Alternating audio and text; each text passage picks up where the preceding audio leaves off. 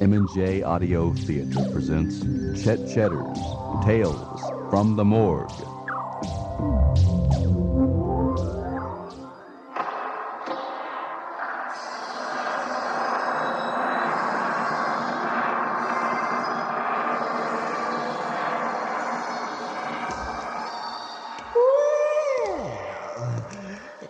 Come right in, my friend. Yes. Have a seat. Welcome to my damp little piece of heaven. I am Chet Cheddar, the morgue attendant and resident storyteller. You've caught me in a nostalgic mood today. I was remembering back to the golden age of radio. The days before television and computer games. The days when the radio was the nucleus of family entertainment. The sound was a bit crude. There was a great deal of static, but it didn't matter. We would gather around, the entire family, and listen to stories. There were soap operas and dramas and comedies. And my favorite of all, the scary stories, yes. Tales of suspense and murder. They catered to your deepest fears, and they sounded something like this. Ladies and gentlemen, the stories you're about to hear contain images of pure terror. Therefore, we warn you, if you or anyone in your family has a weak heart or bad nerves, please turn off your radio now.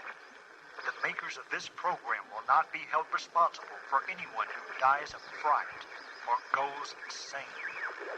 Remember, you have been warned.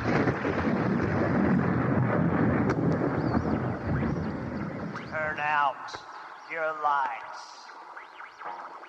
Lock all your doors and windows. Listen. Do you hear that? It is the beating of your own heart. Beating harder and harder and harder in anticipation of the horror that is about to take place. You can feel it all around you. It is a dark, black, hideous cloud of dread. You're paralyzed with fear. There's no escape from Terror Theater!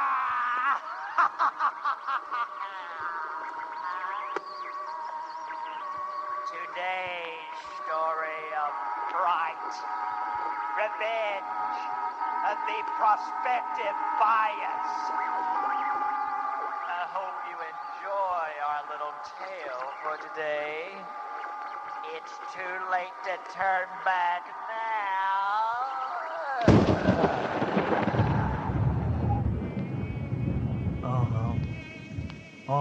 You heard right, ma'am. That's right. $100 an acre. Yes, ma'am. Yes, ma'am. I know it's cheap, but it's darn good land, ma'am. Well, see, ma'am. The IRS says I gotta sell off my land. Yes, ma'am. I got so busy tending to my crops that I forgot to pay my taxes for 3 years, and it kind of builds up, you know. Yes, ma'am. But you say you're gonna come over tomorrow at 7 o'clock? That's fine, ma'am, just fine. You come on over then. Bring your hubby. I'll show you around. Okay, ma'am. See you then. Yeah, you just come on down. Old Jody will show you all around. And then Jody's gonna show you something else.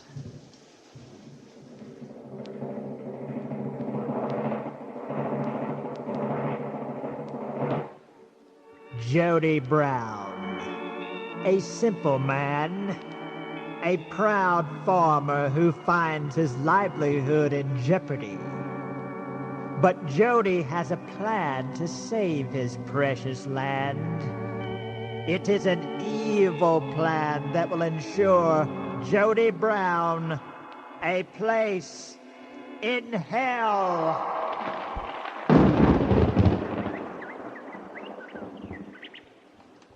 Well, here she is. Oh. 35 acres. Oh, it's so beautiful. Gorgeous, honey. And look at those trees. Aren't those Scottish pines? Well, that's right on the money, mister. I like a man that knows his trees. You see them birds up in them trees there? Yes. Them are grackles. Oh. You fry 'em up just right, and they're dandy tasting. Well, how They about taste a that? little like chicken. Well, does the house come with the land, sir? My house. Yes, ma'am. Yes, ma'am. The house comes with the land. Yes, ma'am. Yes, ma'am. There's something I want to show you folks. Watch what I can do with this shovel here. Now, you got some dandy fertile land here. Watch how really? easy the shovel breaks up this ground. Watch here. Oh, Well, if that isn't the cat's meow, I honey. say.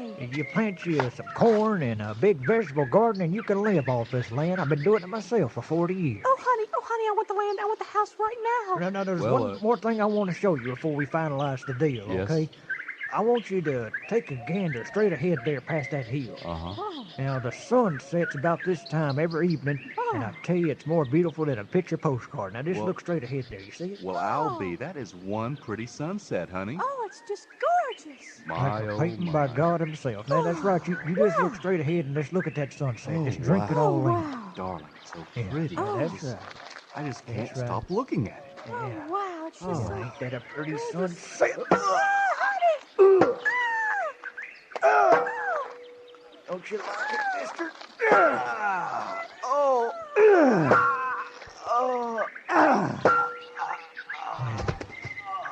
Ain't that a pretty sunset? It's the last one you'll ever gaze upon. Actually thought I was gonna give my land away for $100 an acre. Darn woman even wanted my house. Well, I guess it's time to get you two in the ground. Here, get in that hole. Yeah, I'll just cover you up here. Out of sight, out of mind, I always say. And then I just dump your car in the swamp when I'm through. Oh, but they'll keep coming. The tax man made me put that ad in the paper. They're gonna keep coming, but I'll be ready for them. I got plenty of room for them. Yeah, when the tax man comes, I'll just say, no, sir. Nobody's come to look at this land, no, sir. And then he'll get discouraged and give me my land back to me, yeah. And if he don't, there's plenty of room for him here, too. I got room for them all. 'Cause nobody's taking my land away. This land is part of me. Nobody's taking me off of it. Nobody. Day by day, Jody carried out his demented plan. And right over there's where you can raise you some cattle. Day by day, The land's perfect. I'll take it. Take this instead. week by week. Oh, listen to the birdies twang. Listen to this shovel against your skull.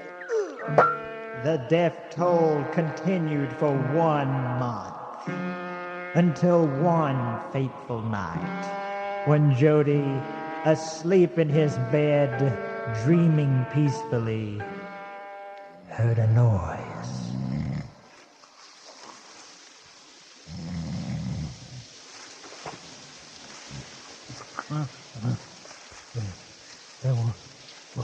What's that? What's that sound?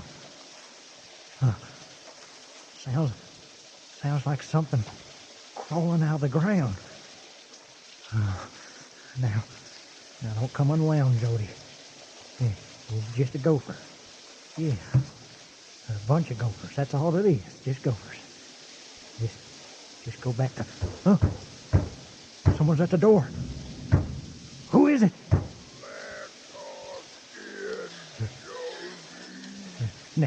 Now, Now you get out and away from here, you hear? This is private property. Private property. You get out of here. We're coming in, Jody. No. No. No. No. Oh, you can't be here. I killed you. I killed you all. I buried you in the ground. No. We'll take the land, Jody. We'll take the land. No. You stay away from me now. You stay away from me. You ain't gonna take me off my land. Don't worry, Jody. We won't take you off your land. Stay away. It's like you said. This land is part of you now. You're gonna be part of it. No.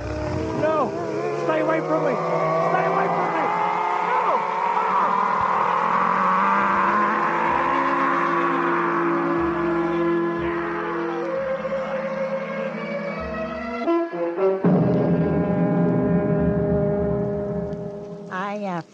I appreciate your coming out here with me, Sheriff. We told Mr. Brown if he didn't have his property sold by the end of the month, we would have to take control of the land.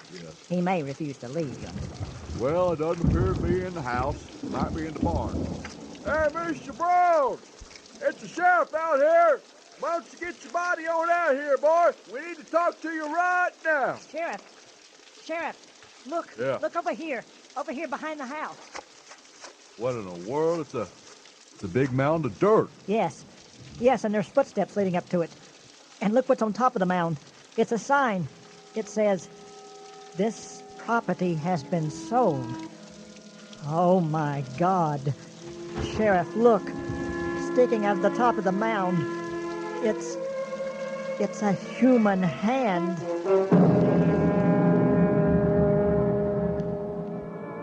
Poor Jody found out just how fertile his land was, didn't he? Why, just plant a few dead bodies and they sprout right up. Well now, our next excursion into fear is about a very nervous man named Arnold Craig. We begin inside the room of a psychiatric hospital. Mr. Craig is lying on a couch. He appears to be at wit's end. Listen. I am not crazy, Doctor. I'm not. I may be having a nervous breakdown. I'll give you that. But I'm not insane.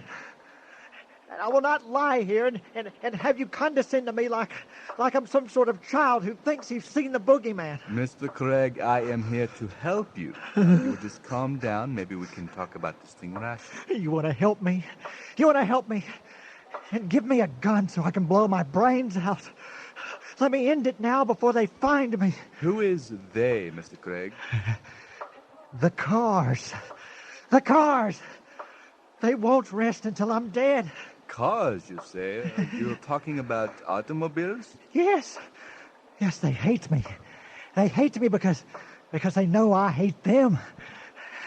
Don't look at me that way, Doctor. Now, calm down. Everything's going to be all right. Oh, shut up. Shut up. Oh, I know what you must be thinking. I know what you must be writing on that pad of yours. Your schizophrenia, probably. Yeah. But I'll tell you my story, Doctor. I'll tell you. You're probably too simple to see it other than the ravings of a madman, but I'll tell you if only to purge my soul of this terror. Remember, Mr. Craig, it is a 50-minute session. Shut up. I'll take as much time as I please.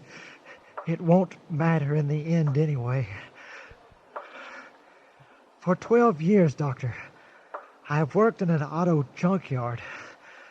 My job was operating a machine that compacts the cars into a small cube.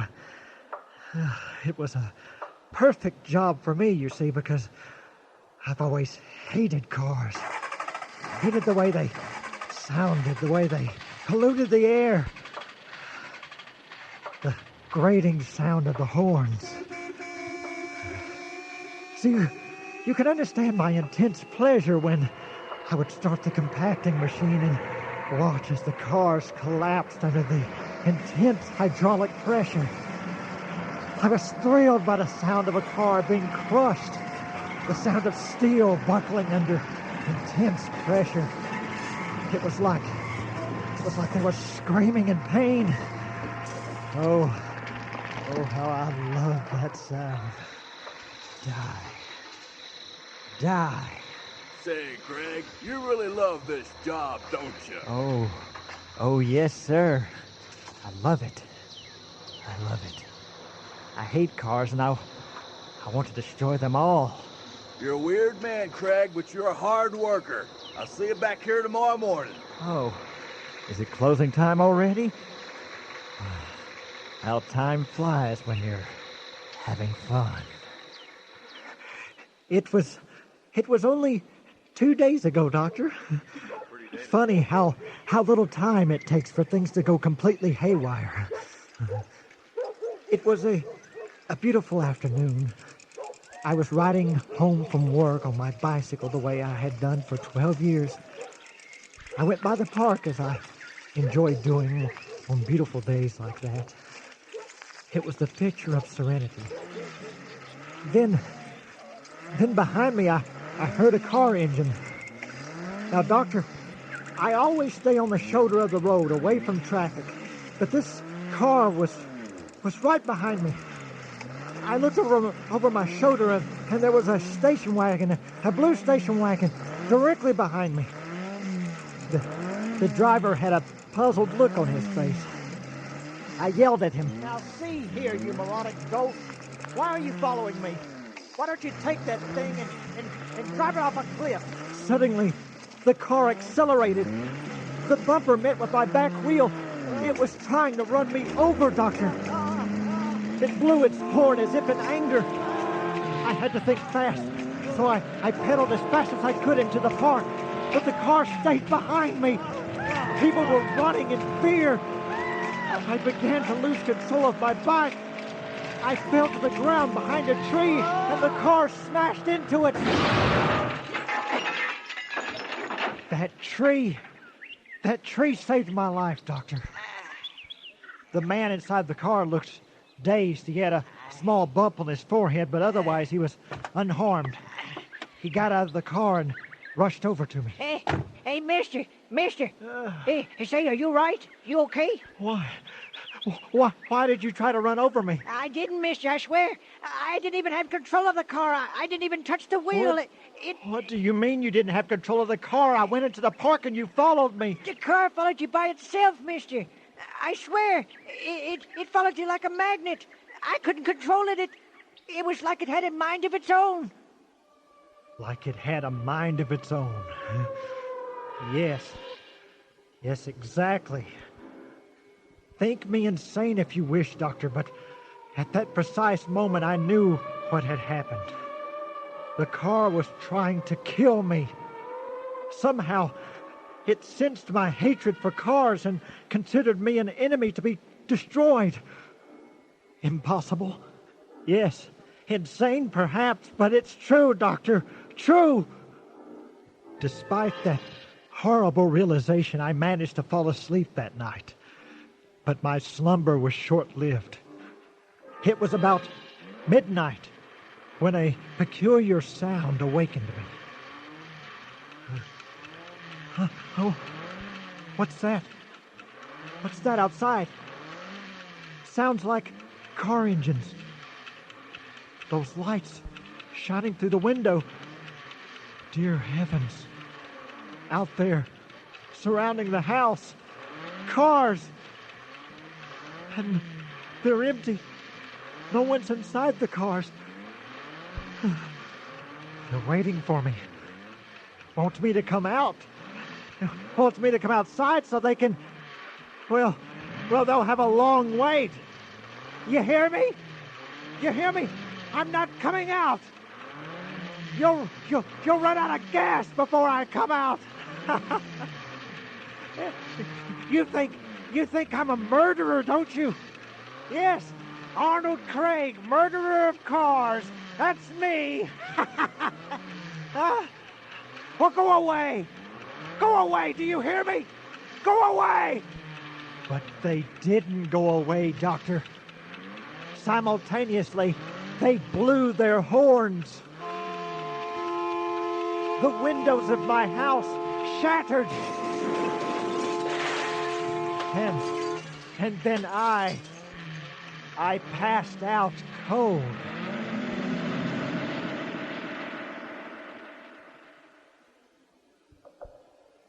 It's horrible to contemplate the possibilities of reality, Doctor. The terror and hopelessness overwhelmed me like a criminal walking to his execution. But unlike a criminal walking to the electric chair, I could defend, I could fight, I could resist. I had a gun, and with it I could blow out every tire on every car that threatened my existence. In my front yard there was silence, no cars in sight. So I waited all day. The sun set. All night I stood. Nothing. Days passed and I stood with my gun routinely rotating in all directions, ready for the moment when they would attack. But after 5 days I began to give up. It seemed the cars were gone for good. I'm free. I'm free. Surely they would have attacked me by now. Oh, thank God I'm rid of this life-threatening nuisance. Then I heard a car from the distance. I ran into the street and saw a car at what looked like half a mile away. It was speeding at me at an incredible rate. I aimed the gun, waiting for the car to get close enough so I could open fire. And when it did, I didn't hold back. Die! Demons of hell! Die! Die! Die! But I missed the tires. I was directly in its path. I only had time to jump in the air in hopes of avoiding death. But after standing for 5 days, my jumping abilities were severely limited. I crashed through the windshield at an astonishing 60 miles an hour. I began firing bullets into the dashboard. Surely this would disable the filthy, good-for-nothing car. And much to my disadvantage, it did. It swerved out of control and smashed into the base of the town water tower, causing it to plummet on top of both of us.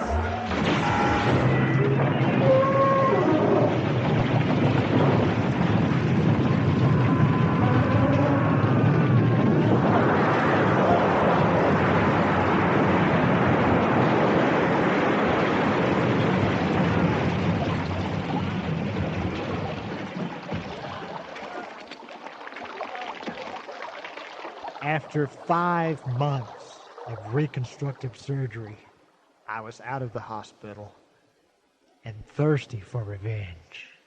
Welcome to Big City Hardware. How may I... Don't be alarmed by this sack over my head, lady. I don't want the cars to recognize me. Cars? Give me a sledgehammer, quickly. Yes, sir. Yes, sir. That's a very nice sack you have, sir. Here you go, sir. Please don't hurt me. I'm not going to hurt you, lady. But you have to understand, every automobile must be destroyed. Yes. Here's your money. Thank you, lady. Yes. Mr. McKenzie. Yes. Mr. McKenzie. Yes, Linda. Lunatic outside with the sledgehammer. Look, he's smashing my car. I'll call the police right now. Die! Die! I'll kill you all! Kill you all! Hey, what's going on, man? Die, you foul beast! Die! If you flipped your gourd, man, that's my car. Give me that thing. Release me, you fool! I have to destroy them all! There's millions and I haven't much time! What did my car do to you, man? It would try to kill me. Sooner or later, they would all try to kill me. And they're not cars, my young man. They're beasts. They're animals. demons with gasoline for blood, and I must destroy them all! Ah! Ah! Ah! Die! Die! Die! Die! Die! Die! Ah! Ah!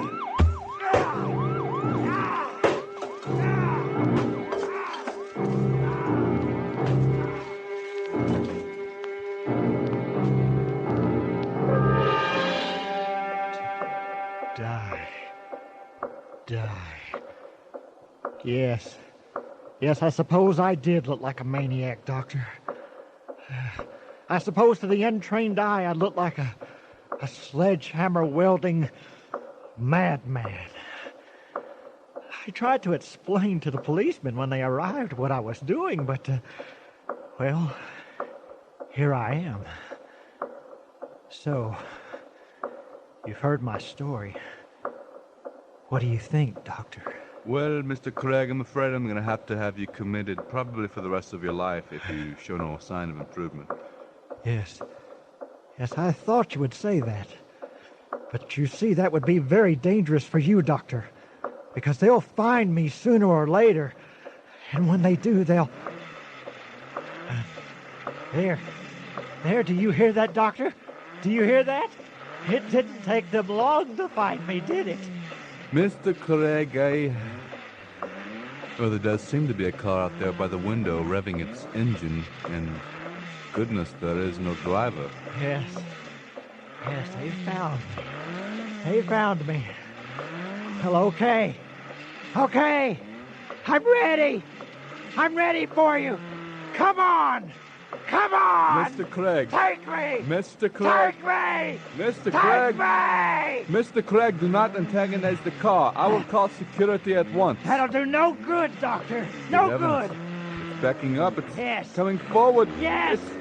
Come on. It's heading for the window. Come on. Come on.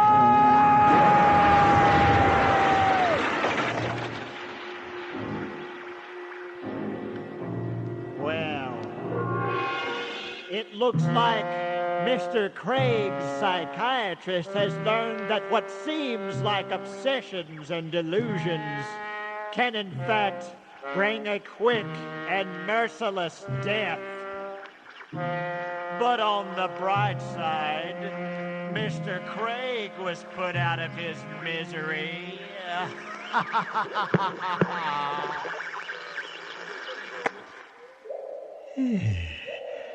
Well, there you are.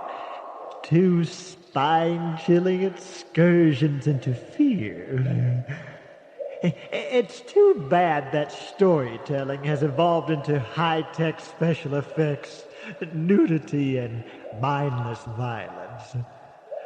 So often I hark back to the days of old-time radio when the imagination was the special effects department. Oh, well, the price we must pay for progress. I see you're ready to go. Well, please keep me in mind. I have many more stories to tell. Until next time, pleasant dreams.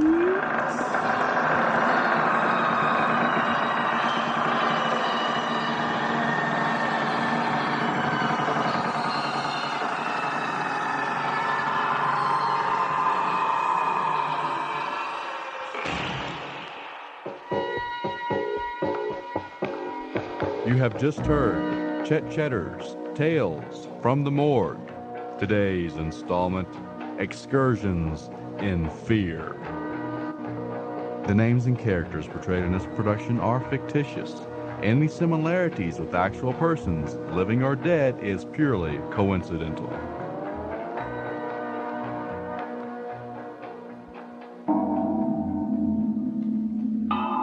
A production by M&J Audio Theater.